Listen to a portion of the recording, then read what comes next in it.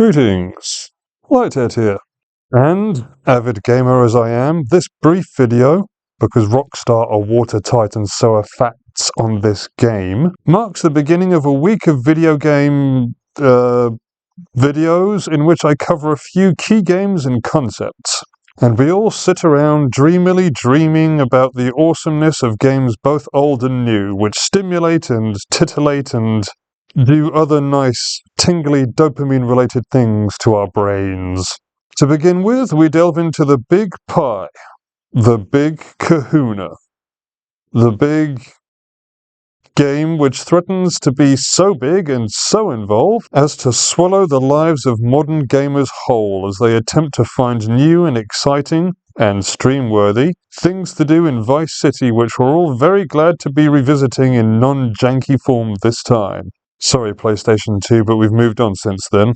I speak, of course, of GTA 6.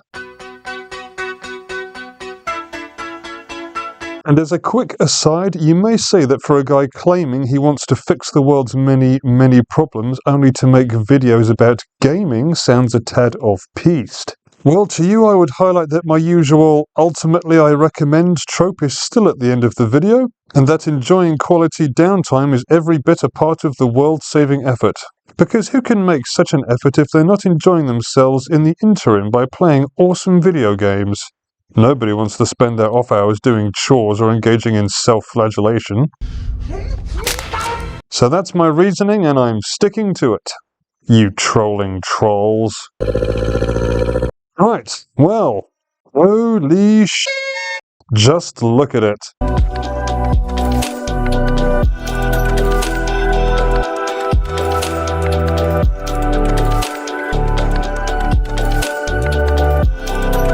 There's no other game in the world that can do what this glorious son of a can do. Not that we really have a clear idea of what it can do because it's Rockstar, and as we all know, Rockstar are very, very patient. They're also pretty good at keeping a secret and won't begin their sales pitch in earnest until it gets close to the release date. But this is all a big joke, of course, because we all know that GTA and indeed everything that Rockstar produce is so ludicrously popular and desirable that they don't even need to advertise. They could just say, hey, it's out today, so go buy it, and everyone in the world and his grandmother will go and do exactly that. To advertise this game is essentially just a big waste of money for Rockstar, so they're not about to go and throw money away on their final sales tally when it's already sold itself. That's right. As the release date draws ever nearer, and we become wetter and wetter, give a thought to all those GTA 5 maniacs who are still ploughing through all the insane content of the live version. What will become of them?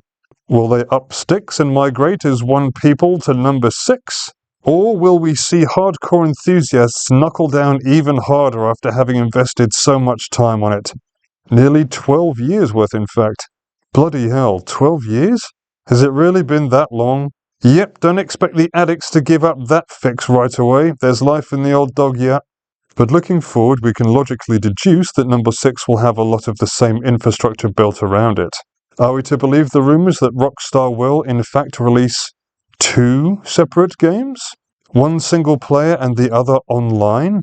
Given the cost of games these days, particularly AAAs, I can't imagine that anyone will appreciate having to pay out for 2 separate GTA games, even if their daddy is rich and pays for everything. It makes sense from one perspective, and no sense from another, which would lead me to believe that this particular element of their marketing strategy is potentially the riskiest. I'm interested to see how that one will unfold. As for new features, well, that's a bit hard to comment on. What do we really know? Apparently you can lie down, so, you know, that's nice. Depending on which footage you've looked up, it seems to be much prettier than previous games.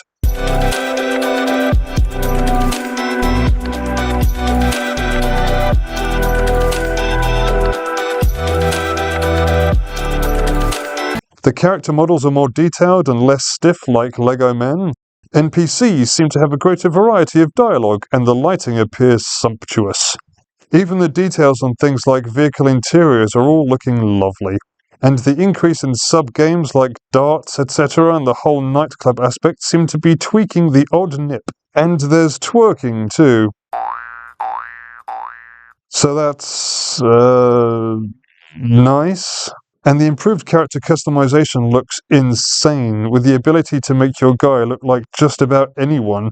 So it'll be fun spending several hours playing around with making ridiculous, freakish characters like we've done in every game that ever offered the option. Perhaps no more than Fallout. Get what you want, you don't. As to whether the frame rate will be capped at 30 frames per second seems to be provoking the usual pointless hostility. I mean, seriously, when these games come out, as long as they don't look like complete and utter who really cares? It's been suggested that the campaign will be shorter this time. I'm unconvinced of that personally, and I'm hoping it isn't, because he wants to spend £80 or more on a 4-hour game, or dollars if you're from the colonies. But I think the biggest shake-up is the gunplay. We've all seen it.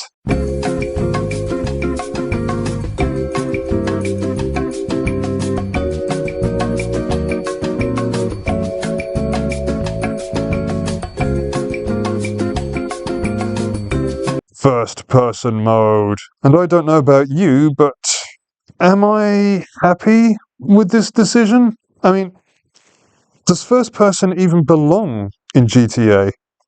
For those of you that have enjoyed all the GTA games, there was a time when we complained endlessly about the inaccuracy of the gunplay.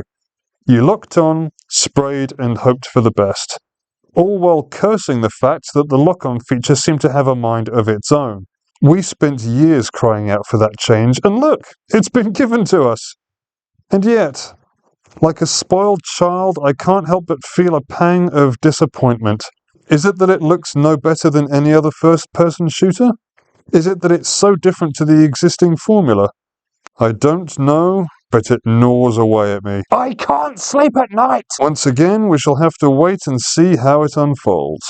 Ultimately, there's not much point endlessly theorizing. Rockstar might have turned their games into phenomenons, but getting all giddy about it is pretty pointless. It'll be released in its own good time, so maybe we'd be doing ourselves a favor by not going out of our way to find out what it can do. It's like going to the cinema to watch a film you've already looked up the synopsis for. What's the point? As my boy Joey Swole would state, you need to do better. I'm impatient for you, Joey. The tingle you get from discovering this stuff for yourself is part of enjoying a new experience. So maybe it would be better to relax and not try to squeeze everything out of Rockstar, and instead allow Rockstar to pleasure you the way it knows best. I'm ready, baby! Right lights! Big city! Like and subscribe!